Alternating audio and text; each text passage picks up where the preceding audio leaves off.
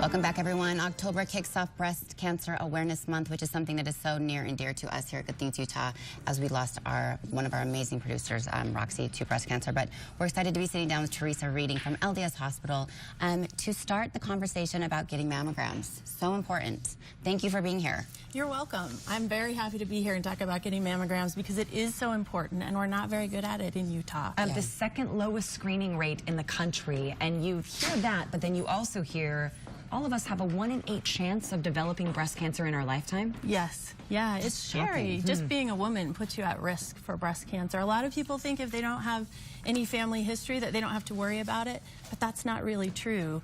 Every woman has to worry about it, so every woman should get screened. Well, you came with 6 amazing things that we need to know about mammograms. And for someone like me, I'm 36, getting to where I need to start thinking about that. I love everything that you brought up. The first thing is that they work, right?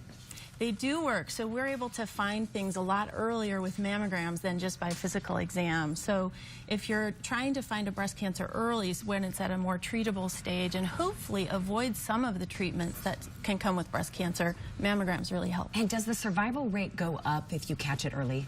Yes, it does. Yes. Okay, so number 2, know your schedule. What does that mean? So the schedule that we still recommend at LDS Hospital and Intermountain Medical Center is every year after age 40.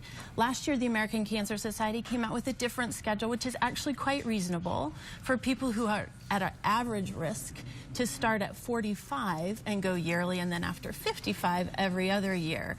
But to still have the option of getting one every year if you and your doctor feel that that's the best option. And what do you think is important? I like the every year at 40 because it's easy to remember, and because I see a lot of women who are in their 40s with breast cancer. So I think every year at 40 is a good screening schedule that's easy to remember and easy to keep. Okay, the next one is that it's fast and safe, which is having never had a mammogram before, that's comforting.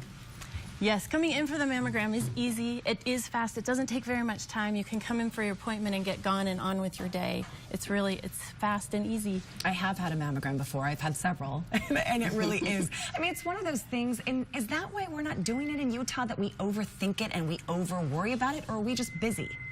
Well, I think it's probably a combination, but I do think that people worry about the radiation, which is actually pretty negligible if you get a mammogram every year. People worry about getting extra radiation to their breast.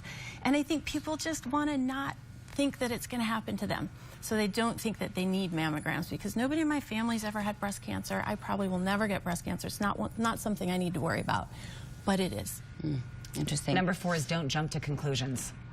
Yes, so if you get called back from a screening mammogram, odds are actually that it's for a benign problem, not for a cancer. Out of 1,000 people that get screened, 100 people get called back, and only 5 of those people will have breast cancer. Really? So it's not a scary thing if you get called back? Well, it's always a little bit scary, but most people, if they get called back, it's not going to be a cancer. Okay, great. The next one is prevention is key. Yes, so when you find breast cancer early, you really can treat it easier, and you can hopefully survive longer. So we like to find breast cancer early, and the best way to do that is with mammograms. And the last one we've mentioned a little bit before, but it's number 6, is it's not just about genetics. Just because your mom didn't have breast cancer doesn't mean you're not at risk. Correct. Having more family members with breast cancer does increase your risk for breast cancer, but just because you don't have anyone in your family with breast cancer doesn't mean you can't get it. I asked you earlier, and is this a good question, do you have to call your doctor to book a mammogram? Yes, it is a good question, because for screening mammography, you don't need a prescription. So if you are thinking, oh, I haven't had my mammogram, I should get on that, all you have to do is call the mammography center and schedule. As long as it's been 1 year and a day since your last mammogram, there's no copay, and you can just schedule it yourself. 85% of women diagnosed with breast cancer have no family history of the disease. That's great to know. I mean, all we can do is be educated and be responsible. Well, the knowledge is power, right? Go in and get it done. And for all of us here at Good For Utah, we want to do Roxy proud. She would say, please, please get your mammogram. LDS Hospital is a great place to do that. Go to our website, and we will link you to all their information. It's also right there on your screen, ldshospital.org/healthy living. You can maybe even see Dr. Reading. She's so great. Thank you for stopping by the show.